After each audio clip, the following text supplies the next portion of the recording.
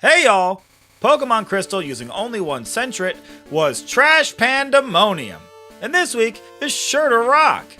I'm gonna try to beat Pokemon Red using only one Onix. As usual, the rules are we can only use Onix in battle, and I can't use any items in battle. By the way, if you like this kind of content and want to see more, be sure to subscribe and check out more of these videos on my channel. Onix is arguably one of the most infamous Pokemon. No, not famous like Pikachu or Charizard, but rather infamous, because it's the first Pokemon that Charmander lovers came to hate in their original playthroughs of Pokemon Red and Blue. Brock's Onix is a major crick in the neck, and for good reason. If you look at the stats on this bad boy, you'll see it's got one of the highest defense stats in the game, and since it's a rock type, it resists the normal moves that make up most of the early game move pools. For our purposes though, Onix isn't all that exciting, since we'll be facing much stronger Pokemon by the end of this challenge, and Onix has both a terrible typing and a disappointing attack and special stat.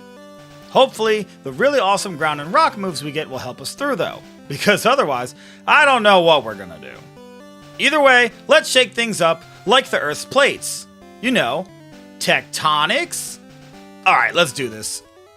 Off at Professor Oak's lab, I used the Universal Pokemon Randomizer to replace Squirtle with Onix so that our rival will pick Bulbasaur.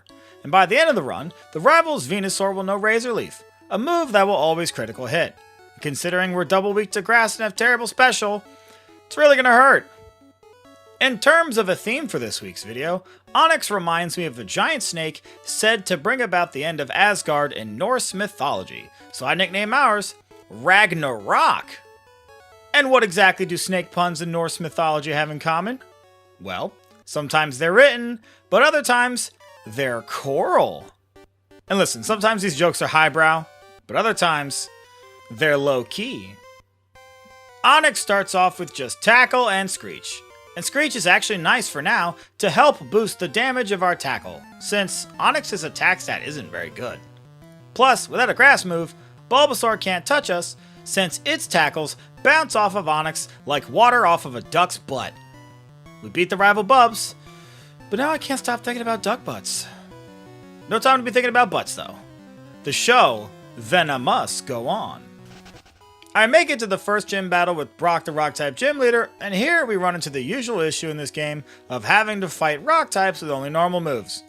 I reached him originally at level 10, but having experienced enough of these, I skip the rigmarole and don't even bother trying to beat Brock until we've reached our Serpentines.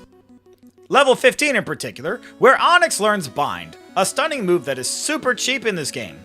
It prevents the opponent from attacking for 2 to 5 turns, with the only downside being that the move is only 85% accurate. It misses kind of a lot, but when it doesn't, it's actually pretty great. Plus, Screech allows us to lower their defense and make our binds actually do some decent damage. Plus, we can easily dodge Brock's Onix's Bide using Screech, and it takes a while to take down his Pokemon, but thanks to Rap, this battle was actually very easy. Well, oh my god, sorry, I said Rap when I meant Bide. I mean, they do the same thing, but still, it's weird they gave Onix Bind when it's clearly a Reptile. After traversing Mount Moon, I make it to Cerulean City and take on the rival Bubs. Within Mount Moon, Onix learns the move Rock Throw, which is strong for this early in the game, but for some reason, Game Freak made this move only 60% accurate. It misses all the time, but when it hits, it's very nice. Huh, that sounds familiar. And when I fight the rival Bubs in Cerulean City, I had to reset a couple times because his Pidgeotto kept lowering our accuracy with Sand Attack, making our two best moves, Bind and Rock Throw, even more inaccurate than they already are. Which is bad, especially when Bulbasaur can already 1-KO Onix with Vine Whip. You kinda just have to roll the dice on this one, and hope that they don't come up Snake Eyes. There's just no way to beat Misty quite yet, so instead I head to the SS Sand for another battle with the rival Bubs. And on the boat, I pick up the TM for Body Slam and teach it to Onix. It's one of the best moves in the game, period, and definitely a very useful move for Onix. It's a lot more reliable than Rock Throw, which misses constantly, and the added chance for paralysis can also be quite useful. Since Bubs has good AI, his Ivysaur will go for grass moves against Onix, but there's an equal chance he goes for Leech Seed rather than Vine Whip. And when you add Body Slam's paralysis chance on top of that, it doesn't take long to beat Bubs here. and I'm honestly surprised at how quickly this challenge is moving thus far. This rock snake is running like a well-coiled machine. At this point though, I'm forced to finally face the water-type gym leader Misty at the Cerulean City Gym. And like Bubs, she also has good AI, which means she'll always choose water-type attacks. Outside of the smaller chance that she uses an X to defend instead of attacking, which neither one is good. We can survive Staryu's water gun, but no such chance exists against the Starmie, and we have to rely on the cheapness of Bind to let us win the battle. And this only works because we're at a high enough level to finally outspeed the Starmie. And even with as cheap as this seems, I had to reset a ton thanks to Bind missing constantly. But I don't really want to talk about it. It's a bit of a Thor subject. Now that we can use Cut outside of battle, it's time to take on Lieutenant Surge at the Vermilion City Gym. And after 2 battles where we can get 1-hit KO'd, it's nice to have a battle that's entirely free. Onix has the move Dig now, and we're immune to electric moves, so we absolutely crush Lieutenant Surge. He finishes the battle with a dishonorable discharge, and, actually, I'm not sure about the phrasing on that one. Might want to edit that out. Who knows? I could be saying something nasty without realizing it. After all, I can't keep up with these crazy kids and all their boom slang. So old. After crawling through the darkened rock tunnel, I arrive in Lavender Town to take on the rival Bubs in the Pokemon Tower. I made a short detour to Celadon City to grab the TM for Rock Slide, one of the best moves we'll get in this game. It's way better than Rock Throw, even if it's still not 100% accurate. And it would be even better if it had the 30% flinch chance that it gets in later games, but for now, it helps to deal with the Pidgeotto, and more importantly, Bubs' Gyarados, which can 1-hit KO us with Hydro Pump.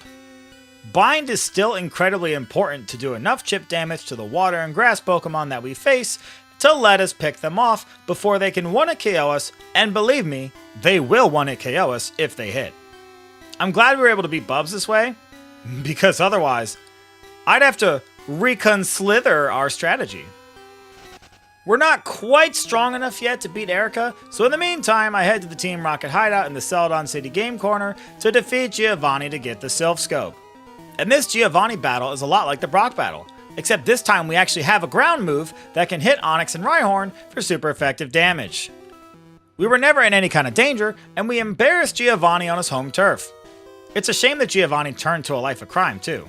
He's clearly a good leader that people rally behind. He could have made a real difference had he dedicated himself to bettering his community. You know, as a civil serpent.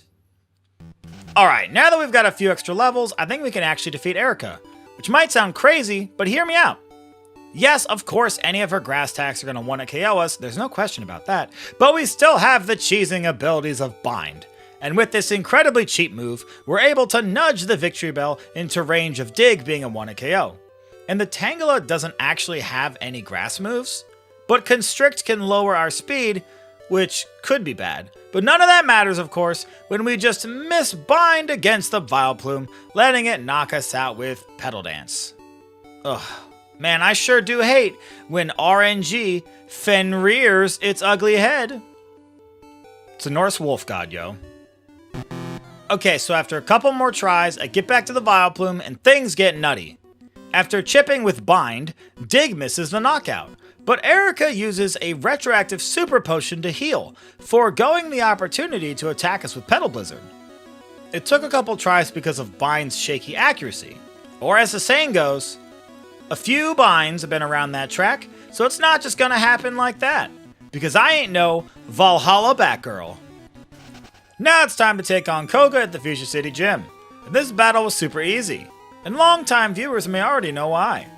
Obviously we're a ground type, so we resist poison moves and hit for super effective damage with Dig. On top of all that though, Koga's strongest Pokemon, Weezing, does the thing that we all knew it was going to do, by going for self-destruct while Onix is underground using Dig, meaning that it wasn't even around to see itself win the battle. But don't worry, he'd find out later by word of cotton mouth. You know, I'm wondering if people even know what these kinds of snakes are, or if I just learned way too much from being in the Boy Scouts. Okay, so now I think our best bet is to take on the rival Bubs in the Sylph Company building, inside of which I defeat a few optional trainers to get Onix to level 43 so that we learn Harden. It's tough to let go of Bind since it has served us very well thus far, but badge boosting is so much more valuable in my opinion.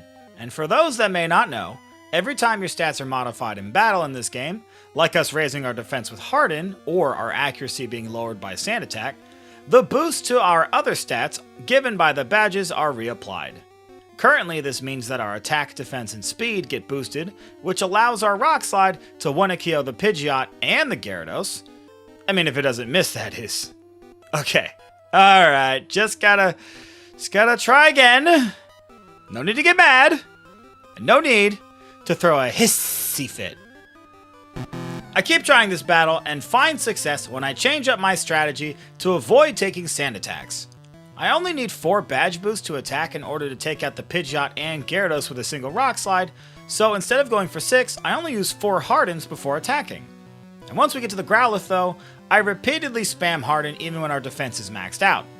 This is because 6 badge boosts to attack is not enough to 1-KO the Venusaur with Dig, so I'm waiting for Growlithe to lower our defense with Leer.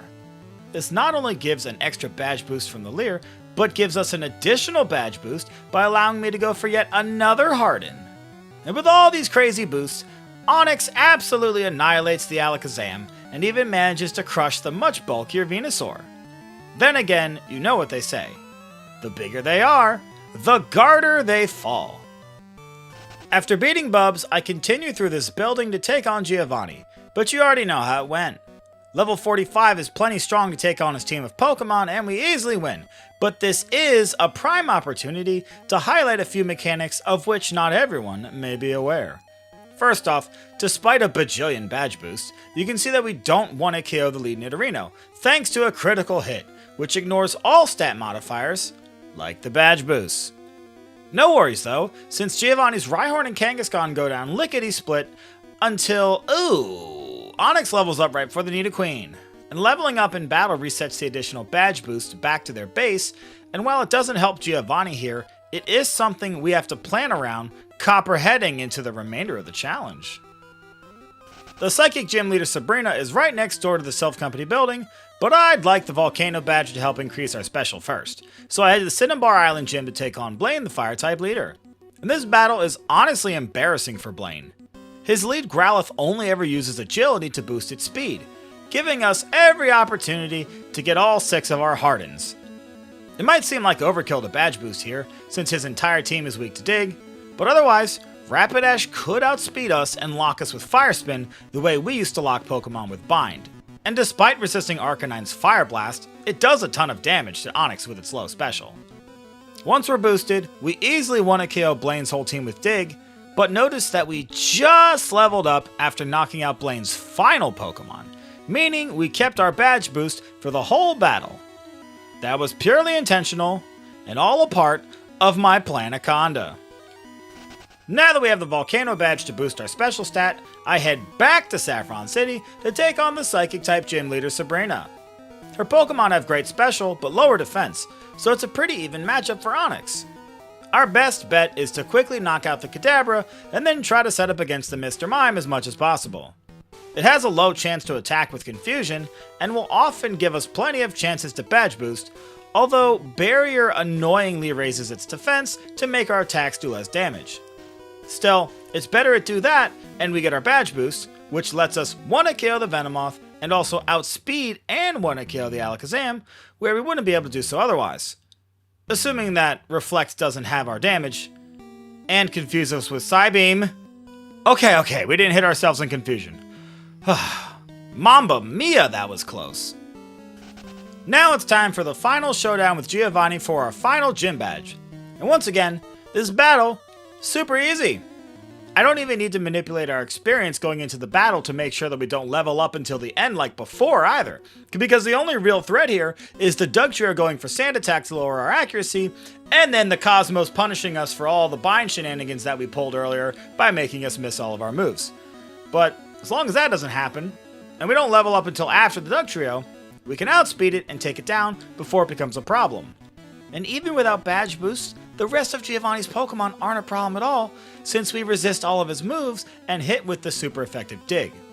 And this would be harder in Pokemon Yellow, whereas Pokemon get much better coverage moves, like Nidoking having Ice Beam, but this ain't that game, Chief. Here, he's just pretending to be the strongest without having any results to back it up. You know, like a snake oil salesman.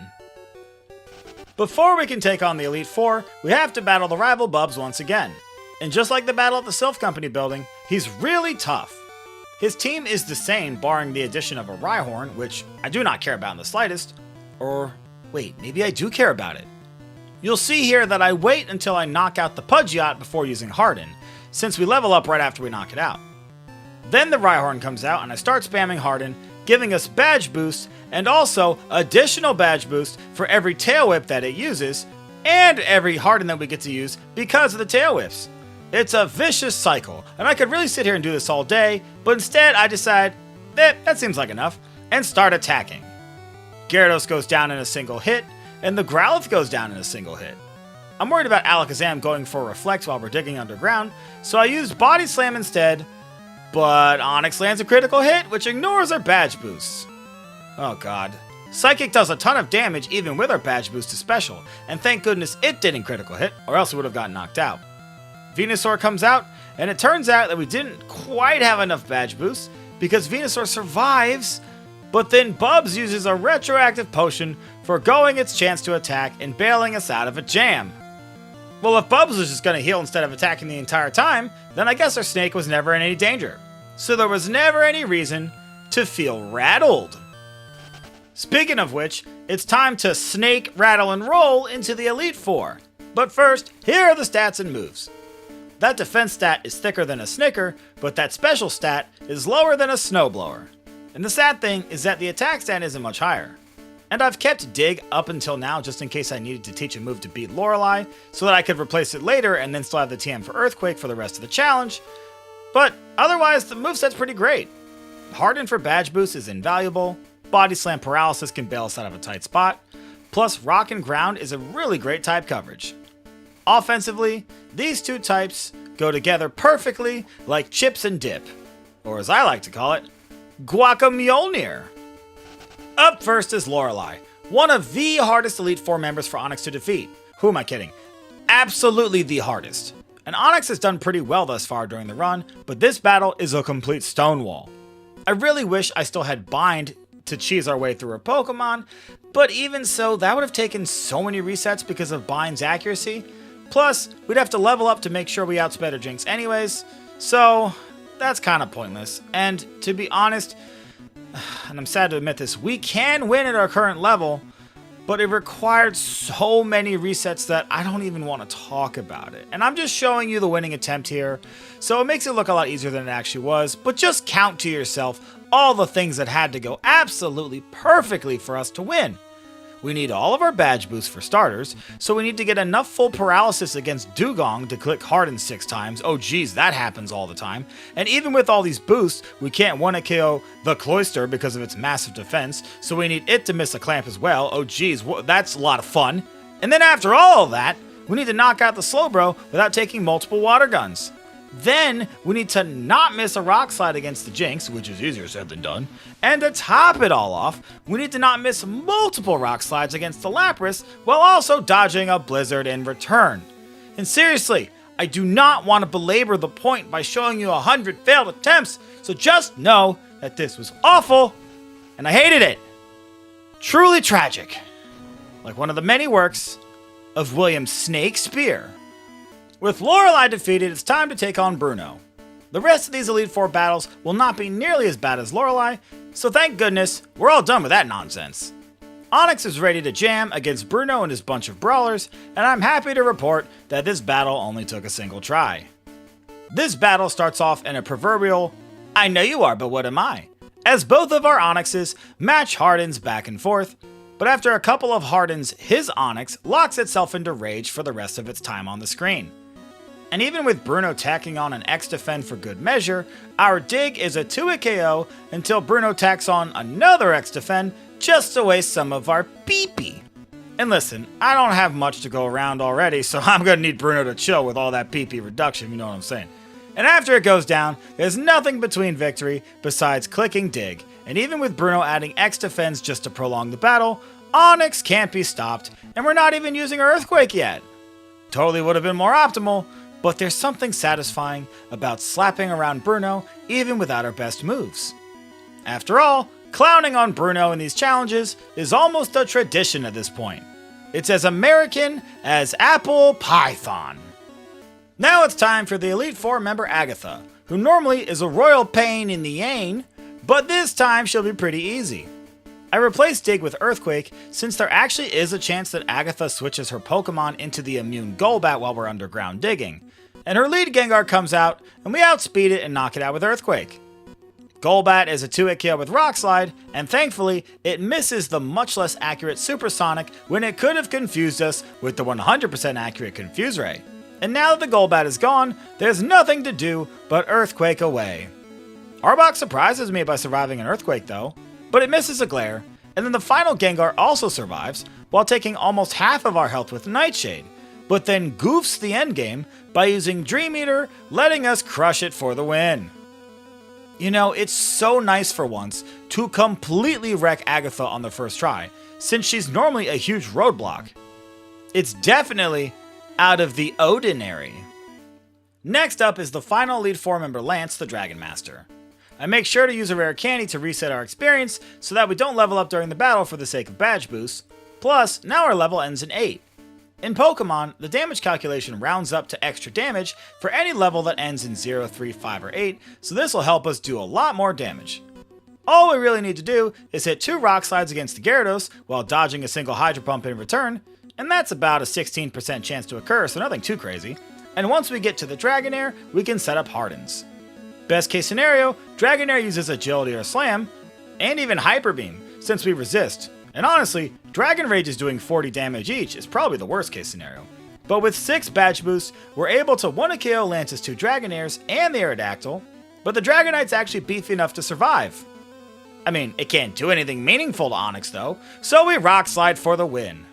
It just goes to show that some problems can be solved by getting your Snake hard. I'm sorry, that one was Cobra the Line. Finally, it's time to take on the champion, our rival Bubs.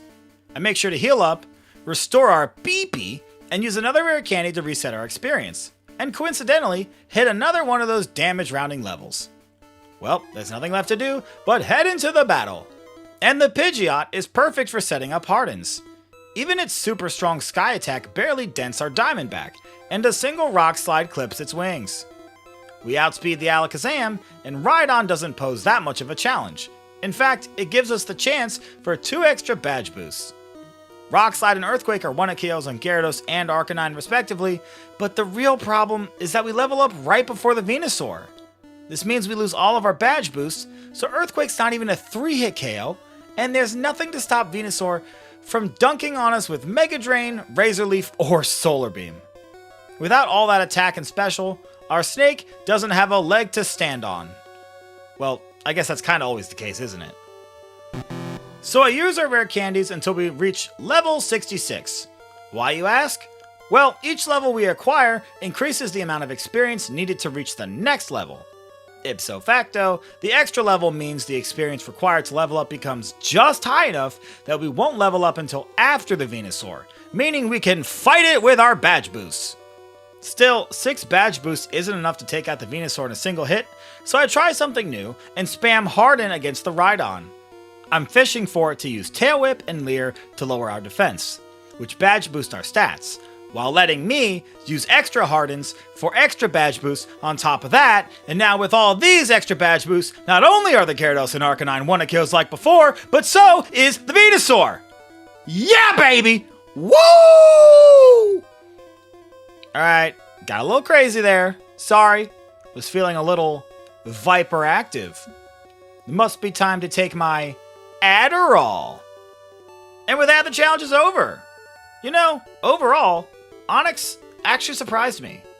I knew going in it would have some struggles with water and grass types, but I was shocked to see how well it ended up doing despite that. Heck, I might even have a new favorite challenge run Pokemon. I wouldn't say I'm in love or anything. It's more like a boa constrictor's hug. just a crush. As always, I want to thank all of you for making it to the end of this video. These videos are a lot of fun, but also a lot of work, so I really do appreciate it. There's a playlist on my channel where you can check out the rest of my Pokemon challenge videos as well. And if you like this kind of content and want to see more, be sure to subscribe and enable notifications so you'll know right away the next time one of these episodes is uploaded. And if you want early access to these videos and to have your name listed in the credits, consider becoming a member or by joining on Patreon. And let me know in the comments what other Pokemon you want to see, and I'll probably do it. Next week, I'll be trying to beat Pokemon Crystal using only one Igglybuff and also one Cleffa. Alright, until next time,